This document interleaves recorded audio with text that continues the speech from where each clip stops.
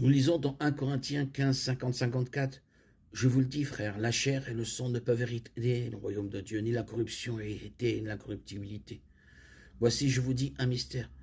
Nous ne mourrons pas tous, mais tous nous serons transformés en un instant, en un clin d'œil, à la dernière trompette. La trompette sonnera, les morts ressusciteront incorruptibles. Et nous serons transformés, car il faut que ce corps corruptible revête l'incorruptibilité et que ce corps mortel revête l'immortalité. Lorsque ce corps corruptible revêtira l'incorruptibilité et que ce corps mortel revêtira l'immortalité, alors s'accomplira la parole qui est écrite. La mort est engloutie dans la victoire. Nous lisons aussi dans 1 Thessaloniciens 4, 13, 17. Nous ne voulons pas, frères, que vous soyez dans l'ignorance au sujet de ceux qui dorment, afin que vous ne vous affligiez pas comme les autres qui n'ont point d'espérance. Car puisque nous croyons que Jésus est mort et qu'il est ressuscité de même aussi par Jésus, Dieu ramènera avec lui ceux qui sont morts. Voici en effet ce que nous vous déclarons d'après la parole du Seigneur. Nous les vivants restés pour l'avènement du Seigneur. Nous ne devancerons pas ceux qui sont morts. Car le Seigneur lui-même a un signal donné, à la voix d'un archange et au son de la trompette de Dieu descendra du ciel et les morts en Christ ressusciteront premièrement. Ensuite, nous les vivants qui serons restés, nous serons tous ensemble enlevés avec eux sur des nuées à la rencontre du Seigneur dans les airs et aussi nous serons toujours avec le Seigneur. Ces passages décrivent les croyants ressuscités dotés d'un corps glorifié. Si les croyants vont rejoindre Christ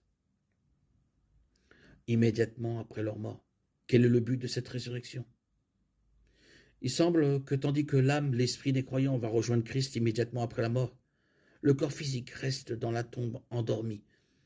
À la résurrection des croyants, le corps physique est ressuscité, glorifié et réuni à l'âme, l'esprit. Cet état d'existence du corps, de l'âme et de l'esprit réunis et glorifié sera l'état d'existence des croyants pour l'éternité, dans les nouveaux cieux et la nouvelle terre. Apocalypse 21, 22. Puis je vis un nouveau ciel et une nouvelle terre, car le premier ciel et la première terre avaient disparu et la mer n'était plus. Et je vis la ville sainte, la nouvelle Jérusalem, qui descendait du ciel d'auprès de Dieu, préparée comme une épouse qui s'est parée pour son époux. Et j'entendis du trône une voix forte qui disait, « Voici le tabernacle de Dieu avec les hommes. Il habitera avec eux. Et ils seront son peuple, et Dieu lui-même sera avec eux comme leur Dieu. Il essuiera toute larme de leurs yeux, et la mort ne sera plus. Il n'y aura plus ni deuil, ni cri, ni douleur, car les premières choses ont disparu.